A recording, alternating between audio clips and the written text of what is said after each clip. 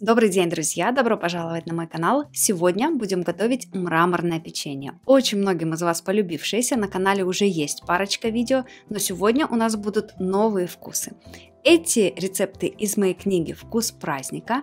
Сегодня мы будем с вами готовить мятное печенье и лимонное. Очень такие летние, очень освежающие, но мы еще и добавим в них начинку. Помимо вот такого красивого, нежного и ароматного печенья, внутри еще будет начинка из чизкейка. Начнем с лимонного вкуса. В чашу отправляем просеянную муку, сахарную пудру, разрыхлитель, щепотку соли и все перемешиваем до однородности с помощью венчика. Подробный рецепт, как всегда, будет в описании. Сухие продукты пока отставляем в сторону.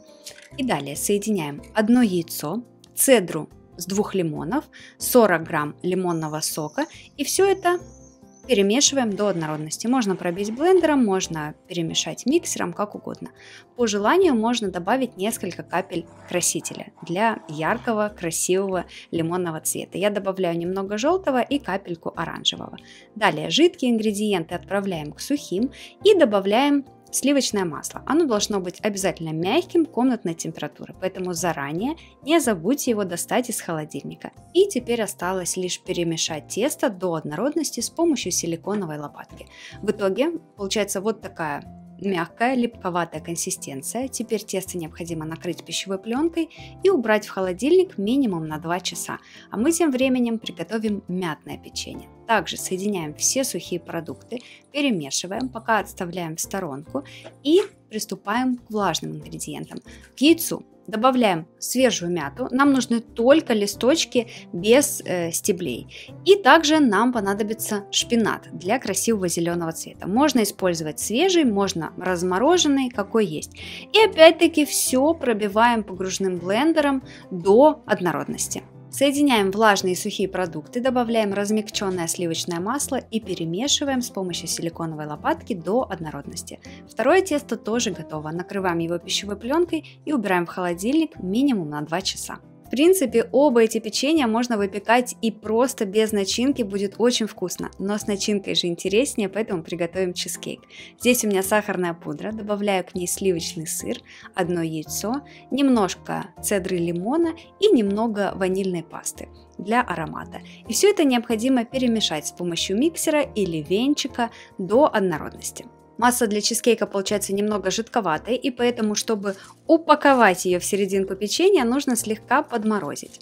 Для этого я перекладываю массу в кондитерский мешок для удобства, и для заморозки буду использовать силиконовые формочки полусферы. Можно использовать небольшие формочки для льда, в общем, здесь уже импровизируйте, что найдется у вас на кухне. Размер ячеек у меня примерно 3 сантиметра, и из указанного количества начинки у меня получается 36 полусфер. Форма у меня на 24, поэтому я замораживаю первую часть, вынимаю и замораживаю вторую часть. Очень удобно и тесто, и начинку приготовить накануне вечером, чтобы и тесто успело хорошо охладиться, и начинка подмерзнуть. Кстати, и тесто, и начинку можно хранить в морозилке достаточно длительное время. Я начинку перекладываю в контейнер и храню потом в контейнере в морозилке. Прекрасно. Заготовочки для чизкейка доставайте из морозилки непосредственно перед началом формовки печенья, чтобы они не успели разморозиться.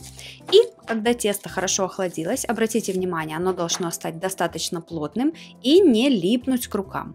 Если все-таки немного прилипает, можно руки слегка подпылять мукой. Берем кусочек теста, я беру чайную ложку с хорошей горкой. В середину выкладываю кусочек чизкейка и формую вот такую круглую заготовочку. Если тесто получилось липковатым, можете добавить в него дополнительно немного муки и еще раз хорошо дать охладиться. Вот такие заготовочки с начинкой внутри получаются. Размером они примерно с грецкий орех. Теперь каждую печеньку нужно очень хорошо обвалять в сахарной пудре. Можно сначала накрутить все печеньки, целый противень, а затем каждую обвалять. А можно скрутили одну, сразу же обваляли и выложили на противень на небольшом расстоянии друг от друга, потому что печеньки во время выпечки расплываются и увеличиваются в размере. И сахарной пудры не жалейте, должно быть побольше на печеньках, не стряхивайте ее, тогда получаются более красивые такие мраморные трещинки. И сразу же отправляем выпекаться. 180 градусов, режим вверх-вниз без конвекции, выпекаем примерно 12 минут. Пока выпекается первый противень, мы формуем следующую партию. Всего из каждого вида теста у меня получается по 20 печенек среднего размера, а начинок, как вы помните, получилось 38. Поэтому путем нехитрых математических подсчетов 2 печенька у меня осталось без начинки, но они все равно очень вкусные. Вот таким красивым печенье получается после выпечки, мраморное, яркое, нарядное, невероятно ароматное, а в серединке еще ждет сюрприз в виде нежного чизкейка. Обязательно пробуйте, но я, как всегда, желаю вам удачи на кухне, не бойтесь экспериментировать, скоро увидимся!